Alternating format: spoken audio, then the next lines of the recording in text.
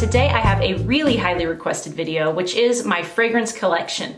Now, this won't be my entire fragrance collection because that will take more than one video. I don't want these to be super long. So what I've decided to do is break it into chunks, and I'm going to go through my collection alphabetically by fragrance house because I'm a weirdo and I need things organized. So I'm gonna start today with the letters A through F. So you're gonna see all of my fragrances from houses that begin with the letters A through F. And then we will go on until we finish the whole thing. Now, of course, because I'm going to be going through all of my fragrances, these will not be reviews. I will tell you some of the main notes in each fragrance, but that's about it. I'm sure occasionally I'll talk a little bit more because that's just what I do. But in general, I'm gonna try to keep this really succinct and mostly just show you each fragrance and tell you just the tiniest little bit about it. Before I get into the first fragrance, I do want to quickly ask you guys if you would prefer these videos like one right after the other, or if you want me to mix in some other content. I can do either one, is fine, because I'm actually just filming this one part right now, and later in the week when I have more time I can do the rest. But like I said, I mean, I can post them like one after the other and just have several videos in a row showing you my fragrance collection, or I can kind of mix in some other stuff and make this, you know, last a little longer. So whichever one you prefer, let me know in the comments. That way I can kind of plan out which videos I'm gonna film. But without further ado, let's start with the letter A.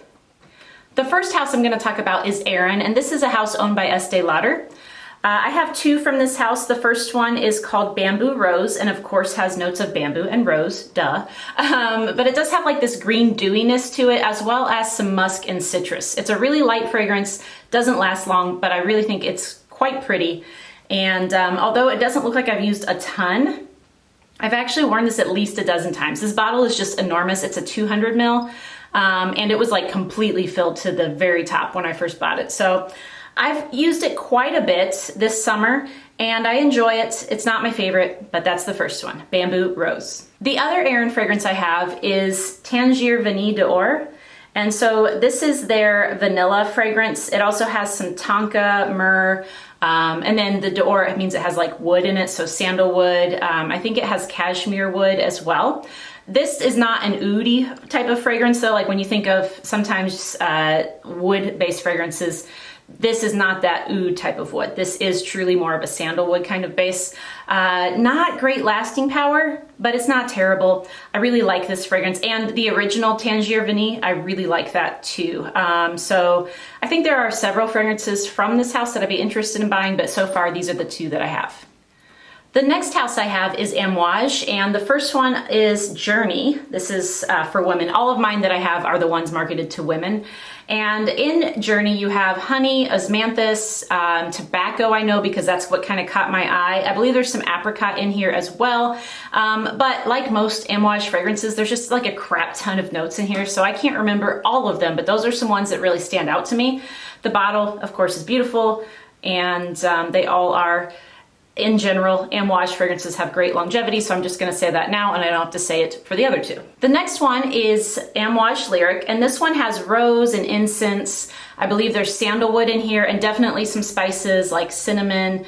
I think there's some florals like ylang ylang in here as well. This one got a lot of hype maybe a year or two ago, but it's worth it. This is a really good one. This is the first Amouage I ever purchased, and I really love it. And my third one is Amouage Sunshine Woman, and this one again has osmanthus in it, like the first one did, as well as almond. This has a white tobacco note in it, and although I don't think it actually has an apricot note in there, I definitely get something that gives off that kind of an apricot-y vibe to it, but this one definitely changes on your skin throughout the day, and man, this lasts forever. I actually wore this as my scent of the day yesterday, and by like the evening after I had worn it since 6 in the morning, I could still smell it as I moved around the room. So great one, really like this house.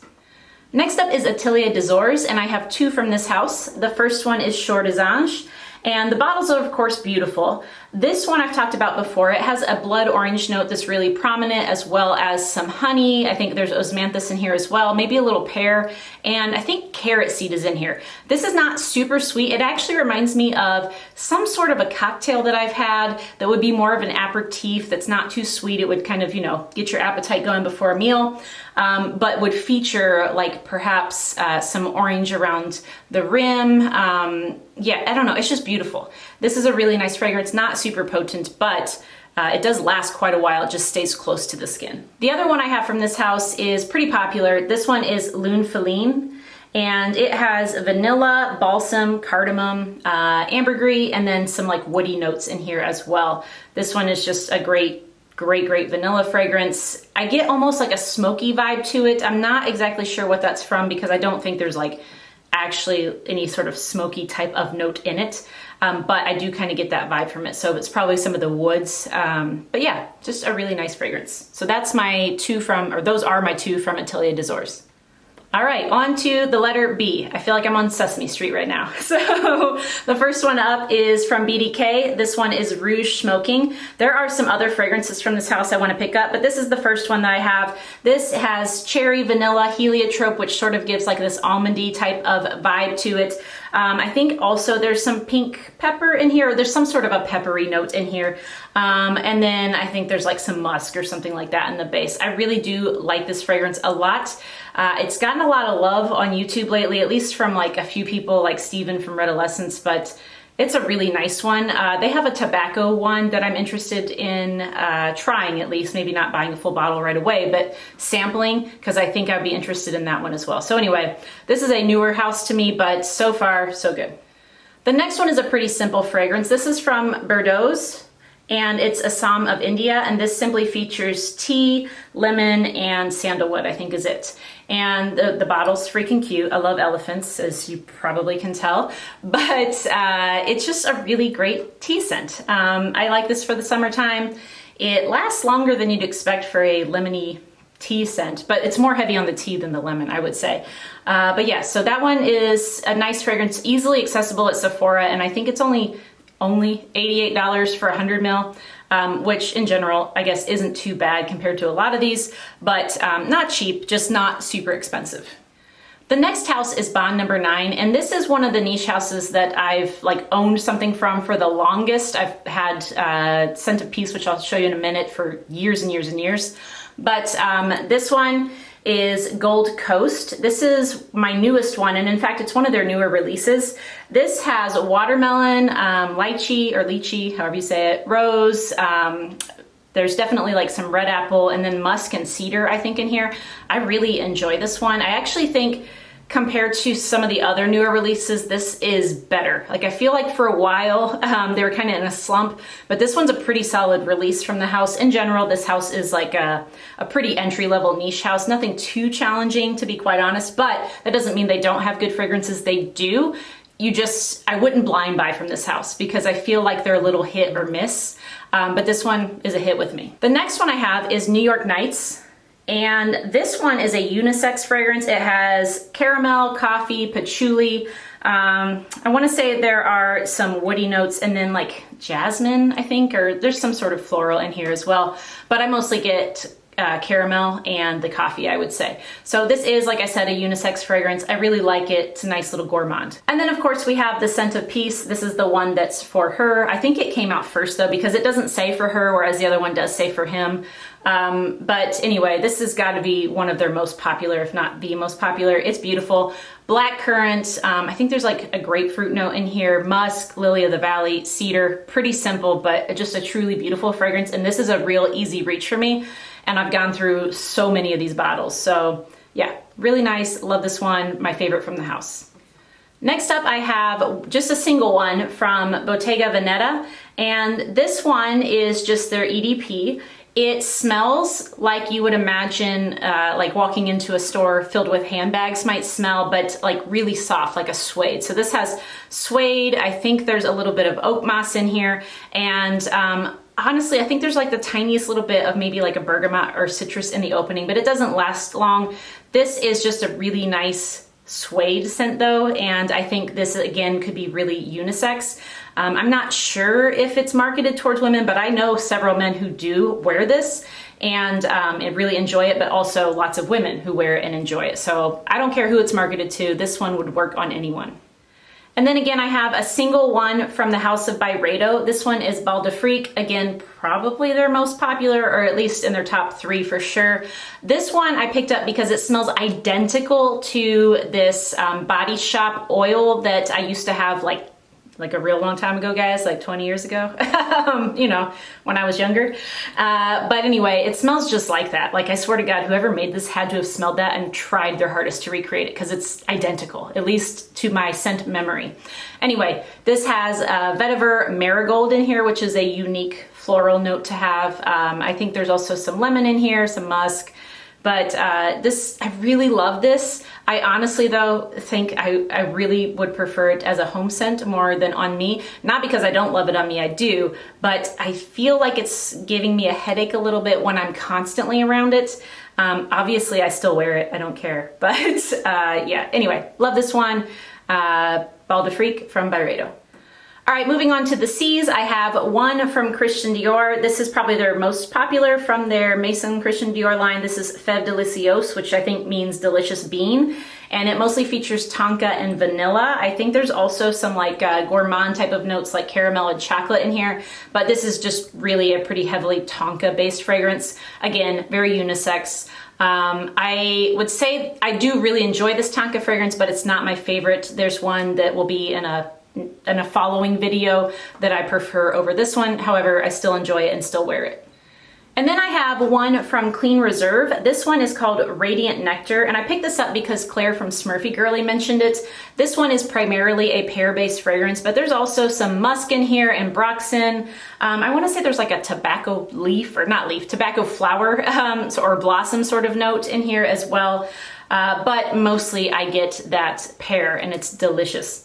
And I really, really like this one. There's definitely ambroxan in here as well. When I smell that, I can totally pick that up. So that is a great one, and I'm really happy that Claire mentioned it because I have completely overlooked this house.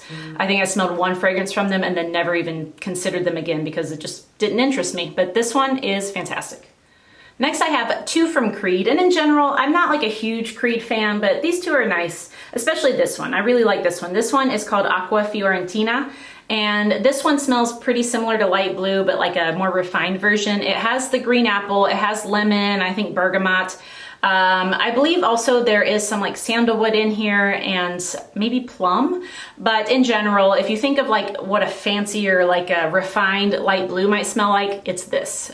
So that one's Aqua Fiorentina. And the other Creed I have is Love in White. And this is supposed to be the fragrance that Michelle Obama likes to wear, or at least used to like to wear, and that's why I bought it. I'm not gonna lie. That is exactly why I was interested in this one. It is a very floral fragrance. This has magnolia in it. There's also a rice note, some bergamot. I think there's some ambergris in here as well, but it's just like this creamy floral fragrance that feels a little bit like a comforting motherly type of fragrance. So it's not one that I reach for a ton. I think anybody can wear it, but I do feel like if a woman was to wear this, you would feel very comforted around her.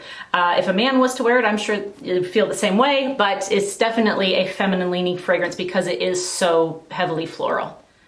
Next, I have one from Diptyque, and I definitely want to explore this house more, but the one that I have, of course, is their vanilla. This one's called Eau Dwell, and this is the EDT version. I was deciding between the EDT and EDP. This one is a little softer. The EDP is a little spicier and to me leans a little more masculine, where this one's a little more feminine, but they're both gorgeous and I would have happily worn either of them. I just slightly preferred the EDT. In addition to the vanilla, there is a bit of like resin in here. I think maybe like some juniper or something along those lines, and olibanum as well. I know there are other notes too, but those are the main things that I get from this. Like I said, the EDP is spicier. This one is a little softer and more subdued. Oh, and by the way, we've obviously moved on to another letter now, so we are in the D's, and I only have one more. This one's from the house of Dolce & Gabbana, or the brand Dolce & Gabbana, and this one is Light Blue Italian Zest. This is a flanker of light blue, of course. This one is heavy on the lemon, which is why it's called Italian Zest, and I think it's my favorite of all the flankers that I personally have smelled, although there are some that I have not. In general, just smells like light blue, but with more lemon. So that's a good one. I really do enjoy it. In general, I'm not the biggest fan of Dolce & Gabbana fragrances, but the light blue line I have always liked. All right, guys, I think we're getting close to the end. We are moving on to the letter E, and I have, is it Ellie or Elisab? Somebody let me know if you know how she pronounces her first name. I'm assuming that's a she. I don't know, it could be a man. But anyway, this one is called Girl of Now, and it has almond, I think there's vanilla in here, pineapple, pistachio. There's some floral in here as well, maybe ylang ylang, definitely some orange blossom. But this is a really pretty fragrance. Oh, and by the way, I think I just said Girl of Now. This is Girl of Now Shine. I don't have the regular Girl of Now, only the Shine version. So everything I just said applies to this one. I actually haven't even smelled the regular Girl of Now, but this one's really nice. I think it's a pretty fragrance. I don't think many people would dislike this. It's an easy wearing scent, but you know, sweet and kind of a delicious sort of, again, almondy type of thing going on. So that one is Girl of Now Shine. Next, I have two from Elizabeth and James. The first one is Nirvana Amethyst. I love this fragrance. It's not very expensive if you go to the discounters. This one has pretty simple note makeup. It's tobacco, honeysuckle, cedar, and spice. And it is fantastic. Like, I think I spent $16 on this bottle. Some of the best $16 I've ever spent, you guys. I love this one. I have already used up a bottle of this, and I will use up another one, and hopefully the prices don't go up or it doesn't disappear, because I would gladly wear this, you know, pretty regularly the rest of my life, at least at the moment. That's how I feel. I like wearing this one to bed. It's really nice. So I am a big fan of tobacco fragrances. It doesn't surprise me that I like this, but it does surprise me how much I like it, based on the fact that it's relatively inexpensive, and it's sort of a like celebrity scent in a way, but I think it kind of really is more of a designer fragrance than a celebrity one. The other one I have is Bourbon, and this one has oak, vanilla, and tuberose. And again, big fan of vanilla and oak. Tuberose not as much, but that's not really strong here. It's mostly just the oak and the vanilla, or like sort of like a bourbon vanilla type of smell. And if you make anything smell like booze, I will probably like it. Unless it's like straight up like horrible alcohol. But if you make it smell like a nice booze, I'll probably like it. And I do. So again, this one's fantastic. I think this one, I actually think both can be unisex, but this one is definitely unisex. And I know that a lot of men like this one as well. So that one is Nirvana Bourbon. All right, and we are finally to the letter F. I just have two more fragrances for you today. The first one is a new addition, and I love it. It wasn't cheap. I did get it at a discounter, but it wasn't cheap. This one is from Floricu, and it's called One Umbrella for Two. And on the back, there's like this little poem. It says, "Our eyes raised to the sky, no rain, one umbrella for two." So that's kind of fun. They make like little fragrances based on poems. This also comes with like a little travel spray, and you can put the travel spray in here, and there's a lid you can put on that, and there's a separate lid for this, which I think is really, really cool. But let's get to the fragrance. This has a black currant in here, but it pulls a little like freshly cooked blueberries. I know a lot of people say this smells like a blueberry muffin to them. It doesn't smell exactly like a blueberry muffin to me, although a lot of people will tell you that. To me, it does sort of lean a little bit more towards blackcurrant than blueberry, but definitely I kind of get that vibe. There's also tea and cedar in here as well, but it definitely does have that gourmand type of vibe to it. And I would say if I had to pick one thing that it smells like, blueberry muffin would be the closest. However, like I said, it isn't exactly a clone of what freshly baked blueberry muffin smells like. It does have that jammy sort of blueberry or dark berry vibe to it though. Really like this one. So glad I picked it up. And the presentation is just an added benefit. And my last one for today is one I've talked about before. This is from Frederic Malle, and this is Portrait of a Lady. Famous rose patchouli fragrance. There's also musk and of course black currant in here, as well as several other notes. But this one is just a true classic. It is strong, like one or two sprays will last you. That'll be fine. Which is good because it's also super expensive, but this one is pretty amazing. One of the few patchouli heavy fragrances that I actually enjoy. I have lots of fragrances that have patchouli in them, but like, you know, kind of more as just like a supporting character within it. But this one, the patchouli is pretty dominant.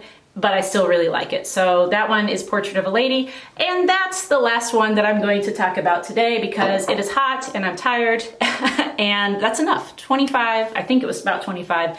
That's enough. So let me know again if you want me to kind of just keep churning these out until I get through my whole collection, or if you just want me to kind of mix it in here and there. Either way is fine with me. Like I said, I just want to know what you guys want to see. I hope that you guys enjoyed this video. If so, please do give it a thumbs up and consider subscribing if you haven't already, especially if you like fragrance collection videos, because I have at least 4 more coming your way. But otherwise, I hope you all have a great evening and I'll see you next time. Bye.